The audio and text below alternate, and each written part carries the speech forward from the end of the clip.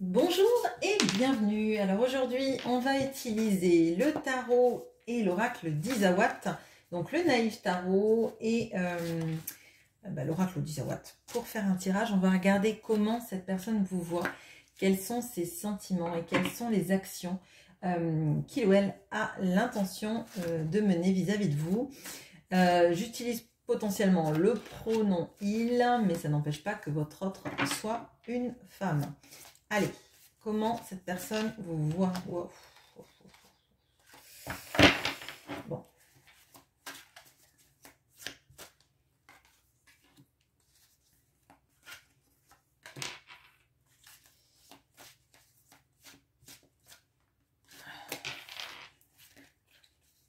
Quels sont ses sentiments ?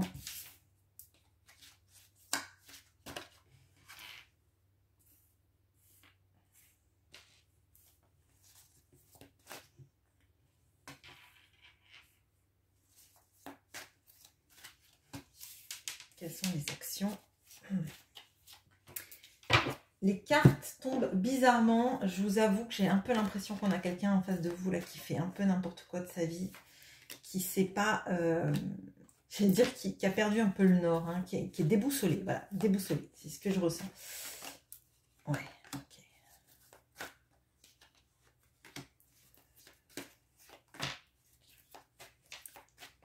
C'est étonnant, là. Il y a quelque chose qui me perturbe dans le tirage. Là. Ce que je ressens, c'est des...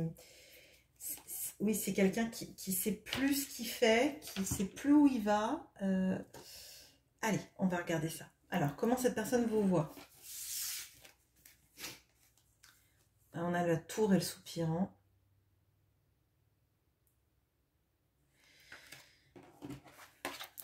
On a le 8 de coupe et la bonne fée.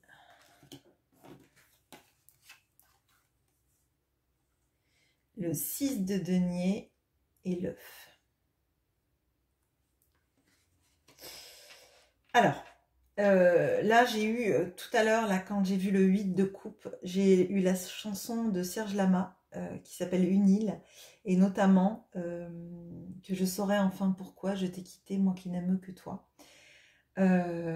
Ok, alors on a cette notion là de la tour et du soupirant. Et vous voyez dans cette tour-là, créée par Isawat, on a donc la tour qui explose, on a quelqu'un qui tombe et qui a l'air assez malheureux, et quelqu'un derrière qui est joyeux et qui fait la fête, d'accord? On a le soupirant dessus. Alors, j'ai l'impression que cette personne, elle a à un moment donné voulu arrêter la relation. Et elle pensait qu'elle allait mieux s'en sortir, hein, qu'elle allait arriver à gérer plus facilement la relation. Et en fait, ça a été une sorte de début de déconstruction, je dirais, d'accord? Parce qu'en fait, elle a voulu s'éloigner de quelque chose qui était trop intense, quelque chose dans lequel elle ressentait énormément de sentiments. Et en l'occurrence, c'était des sentiments qui étaient cachés, d'accord? Alors peut-être qu'elle vous l'a un peu dit, mais pas à la hauteur en tout cas des sentiments. Et on a cette notion-là comme de vous regarder de loin, comme quelqu'un, vous savez, qu'on idéalise ou qu'on aime, mais à qui on n'a pas verbalisé tout cet amour, d'accord? Donc pour moi, cette personne, elle, à un moment donné, elle vous a quitté en se disant que ce serait plus facile pour elle, que ce serait mieux pour elle de s'éloigner, de changer d'optique, hein, peut-être même d'aller dans une autre relation amoureuse. Et elle s'est dit que pour elle, ça serait mieux, hein. Là, on a quelqu'un qui choisit très clairement une alternative selon ses propres envies, ses propres desiderata, je dirais, d'accord? Mais pourtant, ça n'a pas été le cas, parce qu'en fait, elle s'est éloignée de vous, mais en fait, c'est comme si elle avait tourné le dos au bonheur. J'ai vraiment cette notion-là de quitter la maison, hein, quitter la maison, mais dans le sens... je quitte quelqu'un qui m'apporte une sécurité, une sérénité, même j'allais dire des optiques de vie. Vous voyez, il y a de ça. C'est comme si on tournait le dos à quelqu'un qui peut nous rendre heureux. On choisit de quitter ce lieu, cette personne, et on a l'impression que finalement on tourne le dos à la personne qu'on aime et qui nous rend heureux. Elle voit que vous êtes quelqu'un alors, de généreux, mais c'est pas forcément que dans la manière de, euh, de donner de l'argent, hein. C'est que vous êtes en fait attentif aux autres. Que vous essayez, chaque fois qu'il y a quelque chose qui arrive, de le célébrer. Si vous voyez quelqu'un qui a une réussite dans sa vie, ben, vous allez être contente pour elle, vous voyez, pour cette personne. Vous n'allez pas l'envier, vous allez vouloir célébrer cette personne. On a vraiment cette notion-là, cette notion de la réciprocité, de l'envie en fait que les autres se sentent bien. Il y a quelque chose chez vous j'allais dire de tendre et je sens pas de la jalousie. Alors peut-être que vous êtes jaloux parce que vis-à-vis des autres femmes ou des autres hommes qui sont en concurrence avec vous dans le cœur de votre autre, hein, peut-être. Mais là, vous voyez, c'est pas jaloux de la réussite des autres. Vous fait pas de l'ombre. Vous êtes heureux pour eux, etc. Hein. Là, on a vraiment de ça. Moi, ce que je ressens vraiment, outre qui vous êtes et ce que vous représentez, c'est surtout d'avoir que cette personne, en fait, elle est bloquée sur ce que vous étiez, ce que vous représentiez et ce à quoi elle a tourné le dos. Parce que là, on a un petit peu l'impression que c'est comme tourner le dos à la personne avec qui on est le mieux, au bonheur, vous voyez. Et là même, moi je me demande même pourquoi cette personne, elle s'est dit que c'était mieux de choisir un autre chemin. Parce que là, on ressent une sorte de... alors, c'est même plus de la nostalgie à ce niveau-là, c'est comme si en fait, elle était bloquée dans le temps et qu'elle se disait, mais ce chemin, j'aurais jamais dû le prendre, vous voyez, le chemin qui l'éloignait de vous. Hein. Et dans sa tête, elle a l'impression que vous allez mieux vous en sortir, vous, que elle, d'accord. On a cette notion-là de, finalement, la rupture vous bénéficie, parce que si vous aviez été avec elle, peut-être que vous auriez été moins épanouie, moins heureuse, qu'elle n'aurait pas pu vous fournir, en fait, tout ce que vous méritiez. Il y a quelque chose chez vous, en fait, qui s'est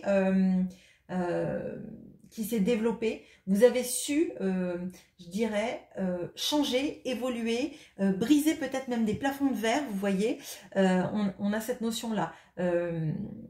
J'ai même l'impression qu'en fait, vous avez su vous expanser. Là où en fait, cette personne, elle vous aurait un petit peu... Alors, comme si en fait, ce que je ressens, c'est vraiment bizarre parce que, excusez-moi, je passe du temps sur cette ligne parce que, en fait, c'est un ressenti outre de ce que vous êtes, mais finalement, comme si cette personne, elle se disait, si vous étiez resté avec elle, avec cette personne, mais en fait, vous n'auriez pas évolué de la même manière.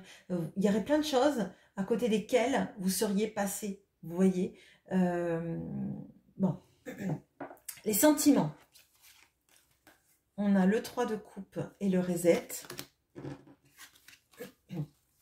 Le 8 de bâton et la vague.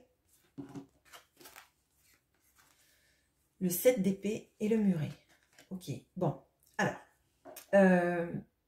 bon, très clairement, on a quelqu'un là qui est pas bien. D'accord. On a des sortes de montées de vagues, d'envie de vous contacter, d'envie de vous dire sa vérité, d'envie de vous dire qu'elle s'est comportée... alors, je vais dire comme un lâche, excusez-moi. C'est très jugeant, mais avec ce 7 d'épée, j'ai ça. Elle est partie comme un voleur. Elle a cette impression qu'elle ne pourra plus revenir. Que maintenant, alors je vais dire, il y a un mur d'enceinte. Qu'elle ne peut pas revenir vers vous parce qu'il y a ce jugement. Hein. Ce jugement qu'elle a vis-à-vis d'elle-même, qui était déjà là, présent, hein, et qui est... elle vous a fait trop de mal pour revenir...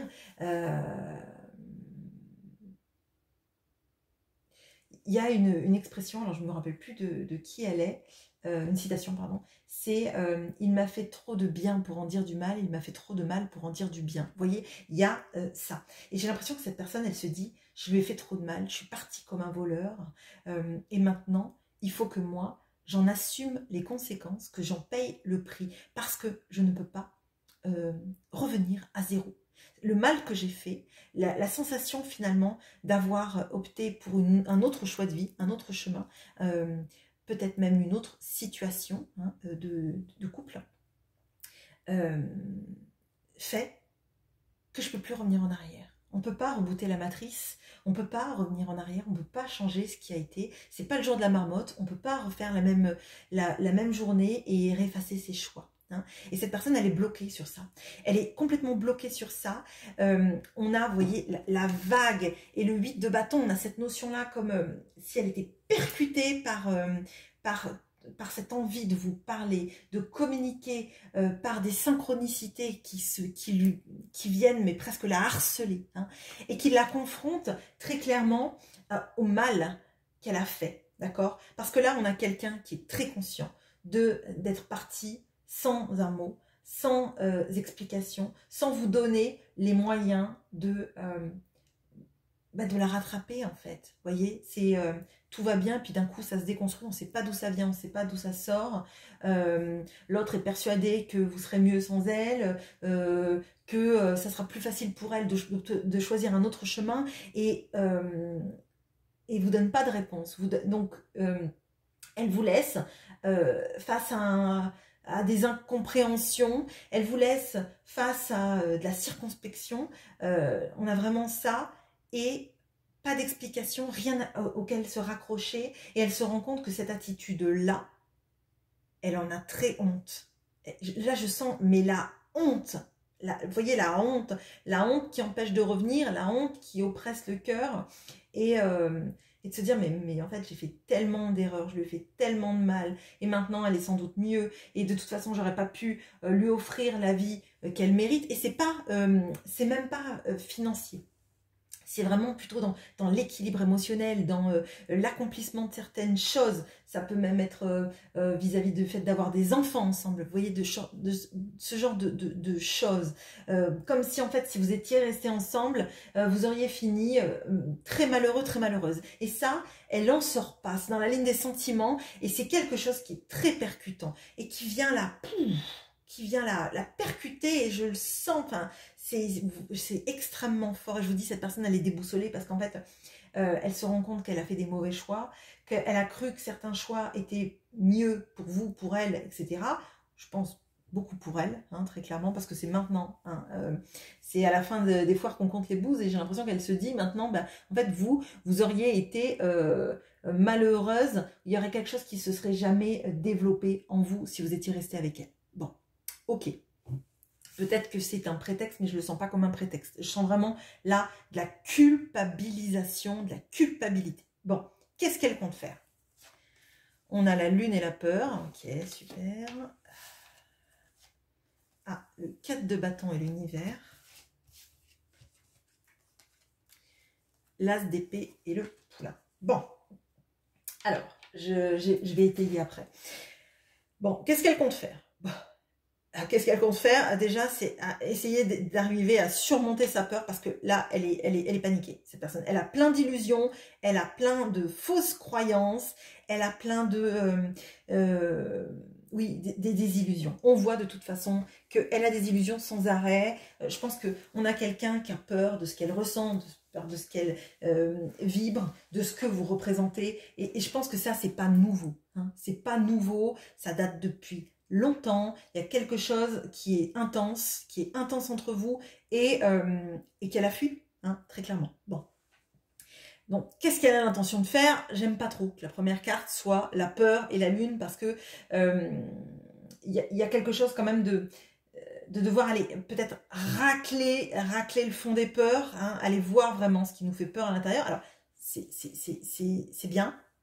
Ça peut être bien si en fait on en fait quelque chose, et si on s'en sert pour trouver une parade, on va dire, ou quelque chose qu'on rationalise et qui nous éloigne de nos peurs. Mais là, moi j'ai l'impression qu'on a quand même quelqu'un qui a sans doute des pensées extrêmement limitantes vis-à-vis d'elle, en fait, sur sa valeur, sur comment construire une vie. Vous voyez, c'est très archétypal presque, hein, dans sa manière de faire et de concevoir les choses. Donc, il y a quelque chose sur essayer de voir ce qui nous fait peur, peut-être alors, se confronter, je ne sais pas. Mais en tout cas, les regarder en face, il y a quelque chose là-dedans. Le processus pourrait être bon. On voit que ça s'améliore, donc je pense qu'elle espère trouver des vraies réponses. Hein. On a le 4 de bâton et l'univers. Alors le 4 de bâton, c'est, vous voyez, c'est la notion de créer quelque chose de stable. Ça peut être l'emménagement, ça peut être un mariage, ça peut être une union, ça peut être surtout de retrouver de la stabilité. Parce qu'on a quand même quelqu'un, je dirais, d'assez instable. Dans sa tête en tout cas, parce que potentiellement, dès que ça devient un peu trop fort, un peu trop peut-être effrayant, mais effrayant pas dans le sens vous êtes un monstre, hein, mais effrayant parce que intense. Dès que c'est trop intense, c'est, je dirais que c'est, vous voyez, c'est, il y a trop d'électricité, pouf, le disjoncteur se met en marche, vous voyez, et pouf, il y a plus personne, tout est dans le noir, etc. Bon. Là, on a cette notion-là de quelqu'un quand même qui veut stabiliser hein, son émotionnel, proposer quelque chose parce qu'il se rend compte que tout le ramène à vous, d'accord? Avec l'univers, on a cette notion-là, hein, les planètes ne se heurtent pas, mais elles sont dans un cycle, elles tournent tout autour du soleil, dans la même période de révolution, je dirais, hein, autour de ce soleil. Donc là, pour moi, cette personne, elle a envie de stabiliser cette relation vis-à-vis de vous.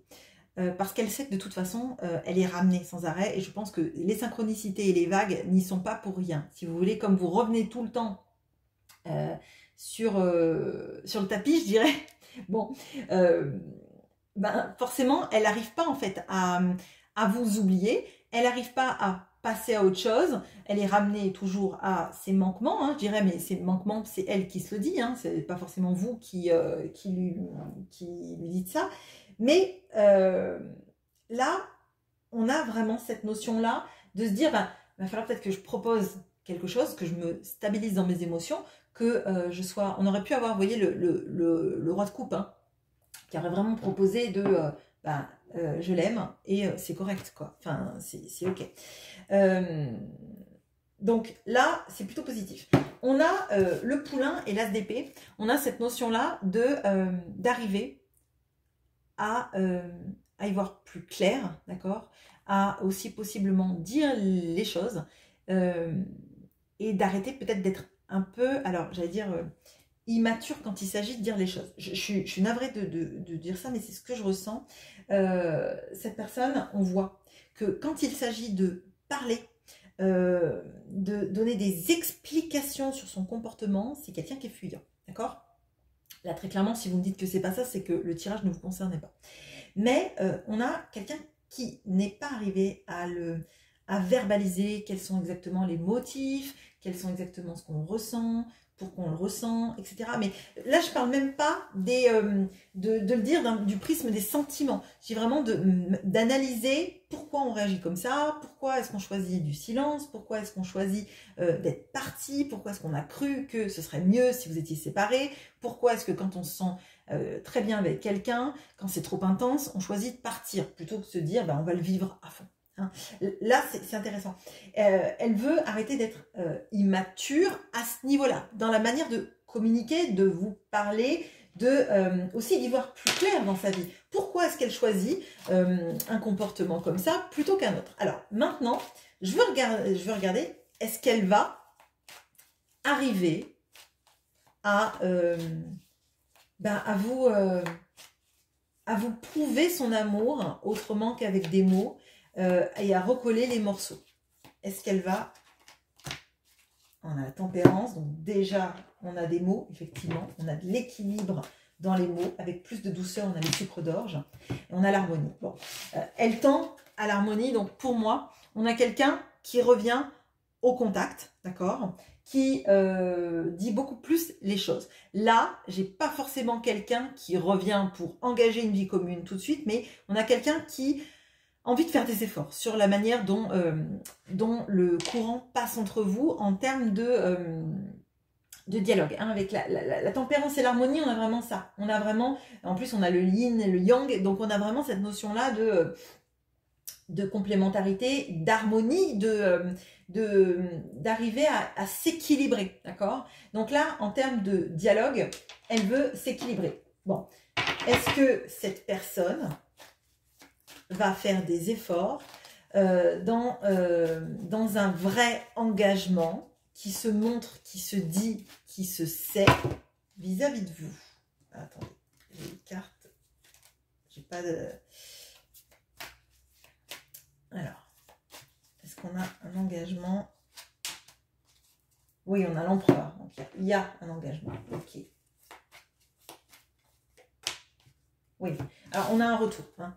On a un retour et on a un vrai engagement parce qu'on a l'empereur.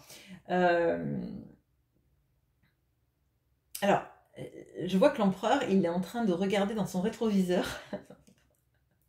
Ok, bon. Oui, en fait, on a de ça. On a quelqu'un qui veut avancer, mais qui n'en oublie pas le passé. Donc, il y a quelqu'un qui construit sans faire comme si le passé n'avait pas existé, comme si vous n'aviez pas souffert, comme si lui non plus n'avait pas souffert, parce que son comportement, il peut le faire souffrir aussi. Hein, ça, c'est très clair. Mais avec les rondelles, on a quelqu'un qui revient effectivement. Alors, les rondelles, ça revient au printemps. Bon, espérons, parce que là, on n'est vraiment pas loin du coup, même si le printemps, ça dure jusqu'au 20 juin. Là, on a quand même quelqu'un qui veut recommuniquer avec vous, qui veut un vrai engagement et un vrai retour hein, de cette personne. Bon, écoutez, on voit que ça n'a pas été facile pour vous. Hein, je pense que vous avez bien morflé, comme on dit. Donc, bien sûr, c'est votre libre arbitre qui prime.